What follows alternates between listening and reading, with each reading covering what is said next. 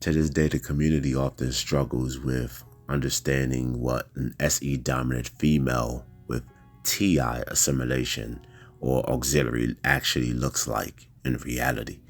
And to be honest, they're kind of like one of the guys, but they still have that feminine quality to them. I have the privilege of training one for years, and she's very much focused on the potential of any environment that she's within. She tells me things that I often miss because I'm hyper focused on certain things. But she's just more broad in her viewpoints and what she's observing, and she's quick. There's somebody behind me like is giving me a side eye, she'll call it out like what are you looking at? Like, what's the problem here? Like she's on it. Not saying that all of them would do that or responsible in doing that when you are a particular type, but it's more so about just the awareness that's presented while having FE in service can actually do a justice in how they go about guiding through a more collective yet focus on the object point of view. It's perception. You can hear the TI actually being used to track how they understand the object for what it is. So you have to listen for that when you're typing people to see what framework comes out most of the time versus not.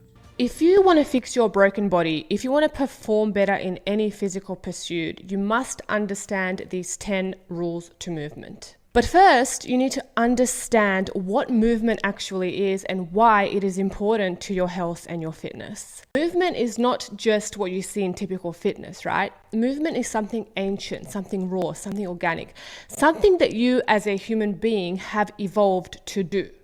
Right? It's not something that's man-made, something that requires you to, plan that 1 hour in advance where you go to the gym, you sit on a machine, you run on a treadmill.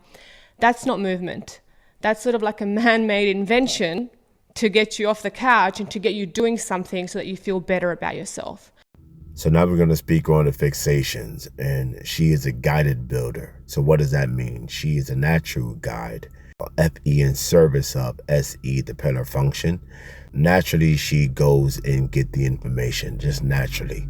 She takes it for what it is most naturally. Now, being a builder, in extension to that is pulling in the assimilation of TI. It'll act more as taking in more information, knowing more about that information for what it is. So you're going to see some of her TI being used more so to go through it and make sure that everything outside of themselves is accounting for what is in its totality. It's not really focused on the conceptual side that is more subject in its orientation. Even if they're utilizing TI, is going to be still in service of the pillar, seeking the information, seeking what is, and making more clarification to what is based on what they know of the thing outside of themselves. So what you won't see them doing often is the more deflective fix, that pulsative fix of dream-like nature in regards to the detached constraint narrator, which is their oppositional energetic. Their deflective fix kind of attacks their inner world from a perception point of view, it being led by the shard anchor constraint narrator, and detach on top of that. It's more like a paranoia of how the world is, like where is it going, looking ahead, and that idea could be a little troubling for them. However, when they tap into their vortex for longer periods of time and have that assimilation of TI, they start to connect to the humbled fix, which is the oppositional constraint narrator, but the ideation version utilizing more TI. Movement is sort of going back to that raw, organic, ancestral state and utilizing patterns of human movement that require you to do different things than what you see in typical fitness.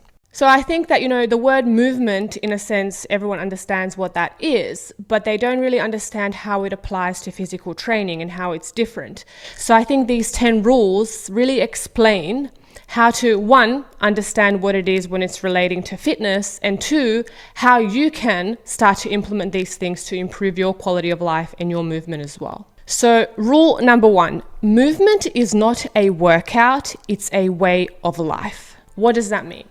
So going back to what I said before, movement is not something that you do at 5 p.m. every day with your trainer. It's not something that you feel like you have to do.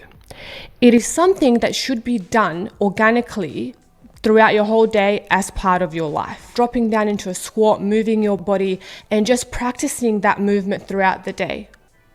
Right? It's about integrating movement into your daily life from the moment that you wake up to the time that you go to sleep.